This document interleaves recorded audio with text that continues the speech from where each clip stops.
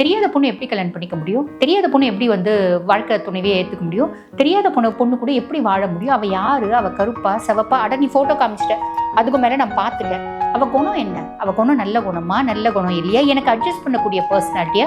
என்னை எய்த்து பேசுகிறவளா? எனக்கு பணிஞ்சு போகிறவளா? என்னை காலில் போட்டு மிதிக்கிறவளா? இல்லை என் தலைமையில் ட்ராவல் பண்ணுறவளா? இதெல்லாம் எப்படி தெரியும்?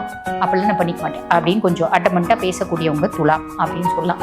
ரொம்ப சிம்பிளாக சொல்லுவாங்க, நீ கல்யாணம் பண்ணிக்கோ, உனக்கு பிடிச்சிருக்கு நீ கல்யாணம் பண்ணிக்கோ, எனக்கு பிடிச்சா மட்டும்தான் நான் கல்யாணம் பண்ணிப்பேன், உனக்கு பிடிச்சிருந்தா நான் கல்யாணம் முடியாது, என் வாழ்க்கையை நான் தான் வாழ்வேன், என் வாழ்க்கையை நிர்ணயிக்கிறதுக்கு நீ யாரு, என் வாழ்க்கையை வாழறதுக்கு நீ யார் அப்படின்ற மாதிரி கேட்பாங்க. இப்படி வெட்டு 1 துண்டு 10 பேசக்கூடிய பர்சனாலிட்டிஸ் துலாம். சிம்மத்தை செலக்ட் பண்றாங்க, ஆர்ப்பாட்டமான அழகு, அளபரியான அழகு, அவங்கள செலக்ட் பண்றாங்க அப்படின் போது பெருசா ஒத்து வருதில்லை. இவங்க நடிப்புல அது புரிஞ்சுக்கும்.